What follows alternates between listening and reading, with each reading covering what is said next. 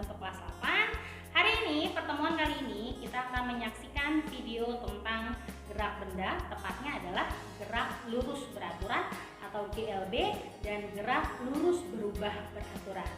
Oke, silahkan simak video berikut dan jangan lupa siapkan buku dan alat tulisnya untuk mencatat bagian-bagian yang penting. Oke, silahkan simak. Oke, kalau pada pertemuan sebelumnya kita telah membahas tentang gerak benda yaitu kecepatan dan kelajuan, sekarang kita akan melanjutkan tentang GLB dan GLBB. Oke, selanjutnya adalah gerak lurus beraturan atau GLB. GLB adalah gerak suatu benda pada lintasan yang lurus. Artinya, di sini ada V. V itu adalah kecepatannya. Oke, T-nya ini adalah waktunya. Jadi V kadang bisa melambangkan kelajuan, bisa melambangkan kecepatan. Untuk GLB ini V-nya melambangkan kecepatan. Nah, kalau dilihat dia adalah gerak suatu benda pada lintasan yang lurus dengan kecepatannya tetap. Berarti artinya kalau kita membuat suatu kurvanya, ini kecepatannya tetap atau kecepatannya sama saja. Oke, kecepatannya sama saja, tetapi yang berbeda adalah waktunya. Nah, seperti itu. Jadi, waktunya bertambah, tapi kecepatannya akan tetap sama. Ya, jadi kalau di sini kecepatannya tetap, waktunya akan bertambah. Oke, baik percepatan. Sekarang kita ke percepatan. Kalau percepatan adalah bertambahnya kelajuan tiap selang waktu tertentu. Sedangkan perlambatan adalah berkurangnya kelajuan tiap selang waktu tertentu. Nah, percepatan biasanya dilambangkan dengan A. Dengan rumusnya adalah VT dikurang V0 per T atau sama saja VT ini adalah kecepatan akhir dikurangi V0 adalah kecepatan awal dibagi sama waktu. Oke, jika dipercepat nilai A-nya positif atau nilai percepatannya positif, sedangkan diperlambat nilai A-nya jadi negatif atau percepatannya negatif atau sama saja disebutnya perlambatan. Nah, kalau tadi mau nyari percepatan rumusnya adalah VT dikurang V0 per T, kalau kita mau nyari VT-nya atau kecepatan akhirnya adalah V0 berarti kecepatan awal ditambah percepatan dikalikan waktu atau A dikalikan T. Oke, sekarang kita bahas tentang gerak lurus berubah beraturan. Kalau tadi yang sebelumnya sudah gerak lurus beraturan, sekarang gerak lurus berubah beraturan. Berarti GLBB. Namanya berubah berarti artinya setiap kita mengalami pertambahan waktu, berarti kecepatannya juga akan berubah. Jadi, GLBB adalah gerakan lurus dengan kelajuan yang selalu bertambah secara teratur, dengan kata lain percepatannya tetap. Dengan kata lain, gerak lurus berubah beraturan adalah gerak benda dengan lintasan lurus dan percepatannya tetap. Akibat gerak lurus berubah beraturan ini adalah gerak benda yang dipercepat beraturan atau gerak benda diperlambat beraturan. Contohnya adalah kalau gerak lurus berubah beraturan ini adalah gerak pada saat mobil direm. Nah, itu dia biasanya kecepatannya yang tadinya kencang lama-lama jadi melambat atau mobilnya sedang mulai berjalan. Nah, ini juga gerak lurus berubah beraturan. Dia yang tadinya yang tadinya diam menjadi bergerak atau berubah kecepatannya. Seperti itu. Oke, kemudian gaya. Gaya adalah dorongan atau tarikan yang menyebabkan perubahan bentuk, arah gerak, dan kecepatan benda. Nah, gerak dipercepat beraturan berarti gayanya searah. Oke, kalau gerak diperlambat beraturan berarti gayanya berlawanan arah.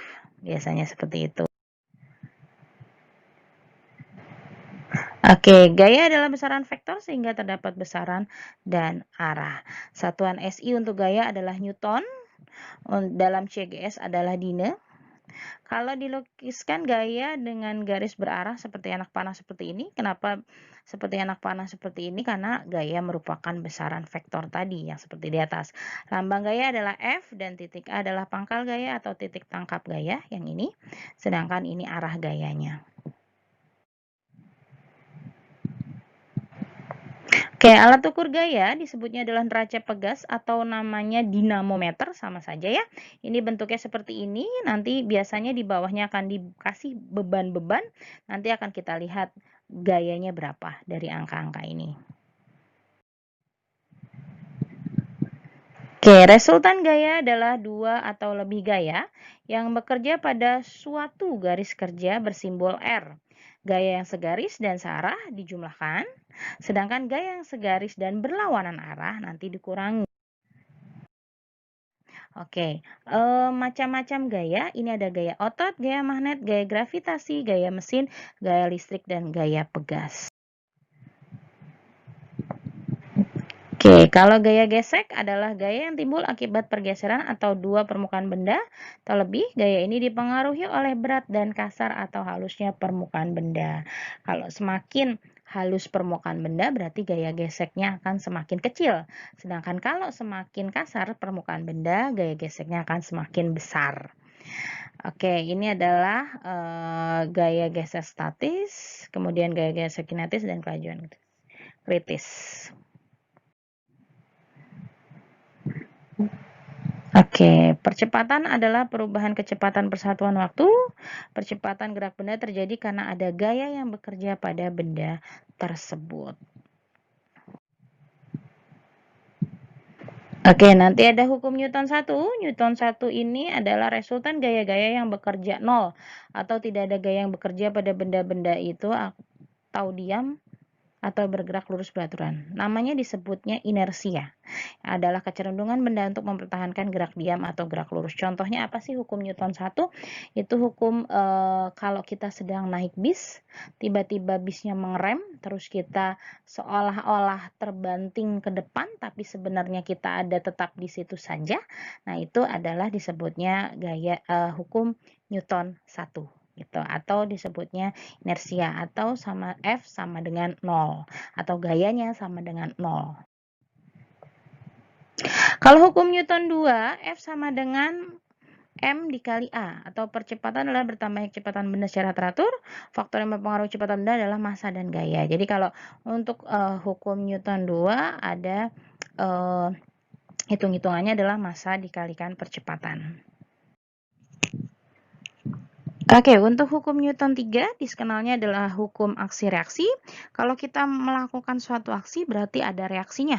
Nah, ini yang ada di hukum Newton 3. Kayak kalau misalnya kayak kita menendang teman kita, ya berarti teman kita akan balas kita lagi gitu. Berarti ada aksi, ada reaksinya. Ketika ada sebuah mobil yang tertabrak, mobil itu juga akan agak terdorong ke belakang. Nah, makanya dibilangnya ada aksi dan ada reaksinya. Itu khasnya dari hukum 3 Newton. Oke, sekian pembahasan kita untuk gaya dan gerak pada benda. Kalau misalnya masih kurang jelas atau kurang mengerti, bisa dibaca-baca lagi LKS-nya atau bisa dibaca lagi slide ini dengan lebih teliti lagi, lebih cermat lagi, sehingga nantinya bisa kalian cerna atau mengerti dengan baik. Dan insya Allah akan ada beberapa latihan yang akan Ibu berikan agar kalian lebih mengerti tentang hitung-hitungan di bab ini. Karena kita sudah masuk hitung-hitungan fisika ya, insya Allah mudah-mudahan semuanya bisa ngerti. Oke, terima kasih. Assalamualaikum warahmatullahi wabarakatuh. Tadi adalah videonya, sekarang kalian bisa mengerjakan latihannya. Nanti latihannya akan Ibu berikan di GCR-nya. Bisa lihat di GCR-nya apa sih latihan yang Bu Retno berikan gitu ya. Kemudian nanti kalian jawab, kemudian dikirim ke GCR seperti biasa. Dan jika ada yang belum dimengerti, bisa baca bukunya kembali atau baca LKS-nya kembali, dan mungkin bisa memutar video ini kembali. Dan jangan lupa untuk like, subscribe, dan komen video ini. Oke, terima kasih. Wassalamualaikum warahmatullahi wabarakatuh.